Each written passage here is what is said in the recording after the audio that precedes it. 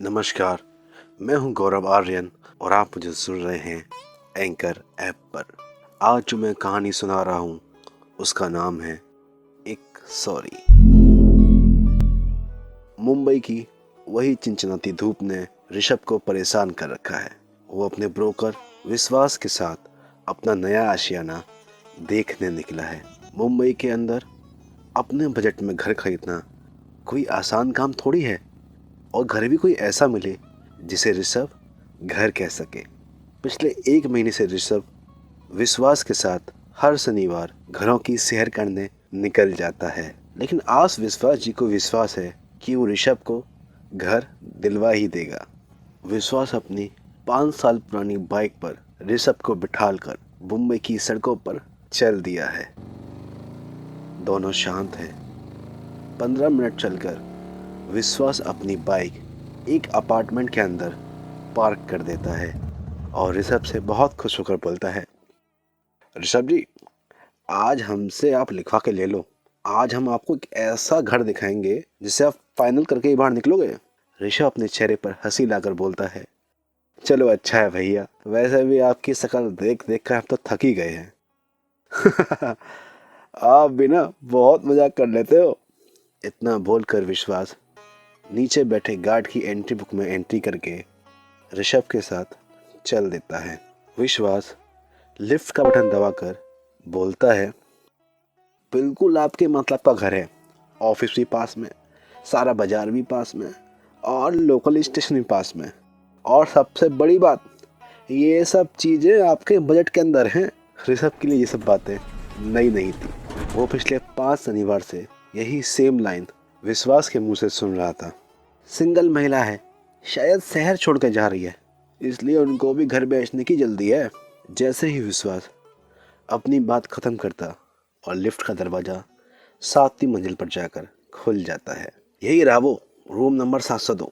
विश्वास इतना बोलकर रूम नंबर 702 की घंटी बजा देता है। ऋषभ ये सब शांत मन से देख रहा है। उसके मन में यही सब चल रहा है कि आज ये घर समझ में आ जाएगा। इस घर में कुछ तो ऐसा हो जिसमें घर वाली बात हो। जैसे ही सब कुछ आगे सोचता है, इतने में रूम नंबर 702 का गेट खुल जाता है। उस घर में रहने वाली निशा अपने आटे से सने हाथ से घर का दरवाजा खोलती है और विश्वास को देखकर बोलती है, अरे विश्वास जी आइए। तभी विश्वास ऋषभ का निशा से परिचय करवाता है। मैडम जी, ये है ऋषभ जी, आज इनको आपका घर दिखाने के लाया हूँ। जैसे ही निशा ऋषभ को देखती है, उसके चारों तरफ खामोशी का पहरा हो जाता है, मानो सालों से बंद पड़े हुए साज को किसी ने अपनी उंगलियों से जगा दिया हो। उसके ओठ ऋषभ को अंदर बुलाने के लिए कहना चाहते हैं, मगर उसकी आवाज उसका साथ नहीं दे रही है। और ऋषभ का चेहरा देखकर लगता है कि यही हाल शायद ऋषभ का भी है। लेकिन कुछ लम्हों की खामोशी तोड़कर ऋषभ ही निशा से बोलता है, ये तुम्हारा घर है? इतना सुनकर विश्वास पहले ऋषभ का चेहरा देखता है और फिर दूसरी तरफ निशा का, और फट से खिलकर बोलता है, अरे आप तो एक दूसरे को जानते हो, तब तो सौदा जल्दी पट जाएगी। निशा अपनी बातों को दबाकर दोनों को अंदर बुलाने के लिए न्योता देती है। आइए, अंदर आइए, बैठिए। विश्वास को लगा, चलो आज तो मेरा शनिवार बचा।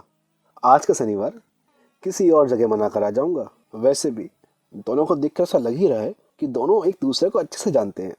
यहाँ रहो या ना रहो, ये सौदा तो पक्का ही हो जाएगा। इतना सोचकर विश्वास फट से बोलता है, अरे जब आप एक दूसरे को जानते ही हैं तब मेरी क्या जरूरत, आपस में बात कीजिए, फाइनल कराने में आ जाऊंगा। अपनी बात खत्म करके विश्वास हाथ जोड़कर निकल जाता है। विश्वास के चले जाने के बाद कमरे में बैठी हुई खामोशी अपने पैर पसार लेती है।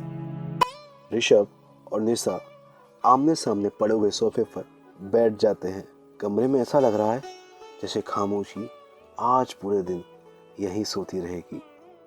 लेकिन उसकी मनसा पर निशा ने पानी फेर दिया और निशा धीरे आवाज में सबसे बोली, चाय? ऋषभ चाय सब सुनकर ऐसा चौंक जाता है जैसे उसे यहाँ तो ये सब सुनने की उम्मीद ही नहीं थी। फिर भी ऋषभ ने चाय के लिए मना कर दिया, नहीं, कॉफी भी चलेगी। इतना सुनकर निशा तुरंत उठ खड़ी होती है और किचन की तरफ चली जाती है।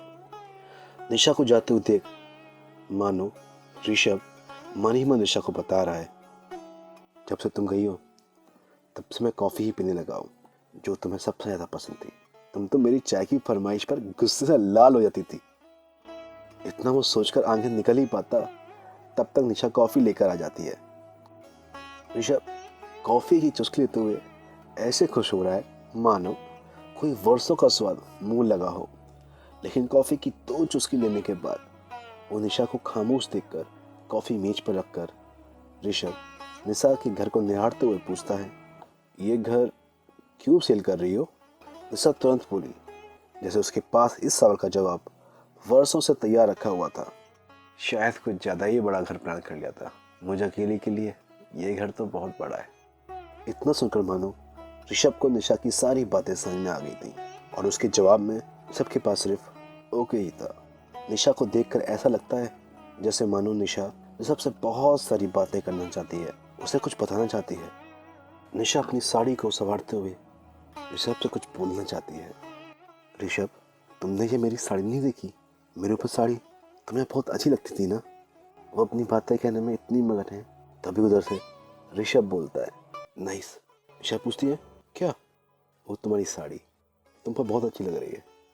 निशा ऋषभ से इतना सुनकर मन ही मन खुश होने लगती है, जैसे उसने आज के दिन के लिए ही साड़ी पहन रखी थी। दोनों के बीच खामोशियों में बातें होना शुरू हो जाती हैं। ऋषभ मन ही मन निशा से बोलता है, मैं आज भी तुम्हें अपनी ज़िंदगी में बहुत मिस करता हूँ निशा। ऐसा लगा मानो निशा ने ऋषभ की बात सुन ली हो और उसे मन ही मन जवाब दिया, मैं भी तुम्हें बहुत मिस करती हूँ ऋषभ। जब से हम अलग हुए हैं तब से सब बदल गया है। मेरी पसंद नापसंद जिसके लिए हम इतना लड़ते थे, आज लगता है तुम्हारे बिना मेरी पसंद भी नापसंद हो गई है। ऋषभ को वहाँ की खामोशी उसे बाहर निकालने के लिए मजबूर कर देती है। वो वहाँ से उठ जाता है और चलते हुए निशा को दबे हुए लफ्ज़ों में बोलता है, घर घर अच्छा है, मुझे पसंद है, आगे कुछ हुआ तो विश्वास को बोल दूंगा। इतना बोलकर हल्के कदमों से चलने लगता है। चलते हुए वो निशा से यही कहना चाहता है, निशा मेरी ज़िंदगी तुम्हारे बिना खाली पड़ी है, प्लीज़ मुझे आवाज़ देकर रोक लो, मैं सॉरी बोलकर फिर से सब कुछ ठीक कर दूंगा। इधर इतने सालों बाद ऋषभ को अपने से फिर से दूर जाते देख निशा की आंखों में आंसू आ जाते हैं। मानो उसके आंसू ऋषभ से बोल रहे हैं, मैं तुम्हारे साथ जीना चाहती हूँ ऋषभ, प्लीज़ एक बार पीछे मुड़ के देख लो, मैं सॉरी बोल दूंगी, हमारे बीच फिर से सब कुछ ठीक हो जाएगा, प्लीज़ ऋषभ एक बार तो पीछे देख लो। ऋषभ निशा के कुछ बोलने का इंतजार कर रहा होता है, मगर जवाब न मिलने पर वो वहाँ से चलने लगता है। आज इतने सालों बाद ऋषभ की आंखों में भी आंसू थे। निशा, तुमने आज ही मुझे जने दिया, बस मुझे तुम एक सॉरी बोल देती, मैं फिर से सब कुछ ठीक कर देता, तुम्हारे पास वापस आ जाता। लिफ्ट का दरवाजा खुलता है, ऋषभ अंदर जाता है, दरवाजा बंद होता है। निशा अपने दरवाजे पर खड़े होकर उससे बस यही कहना चाहती थी, तुम आज भी वैसे के वैसे हो ऋषभ, जिद्दी। उस दिन की तरह आज भी तुम एक सिर्फ सॉरी नहीं बोल पाए। अरे तुम साफ बोलते ना, मैं तुम्हें अपने सीने से लगा के तुम्हें कहीं नहीं जाने देती, बट तुम्हें सॉरी बोलना आता कहाँ है?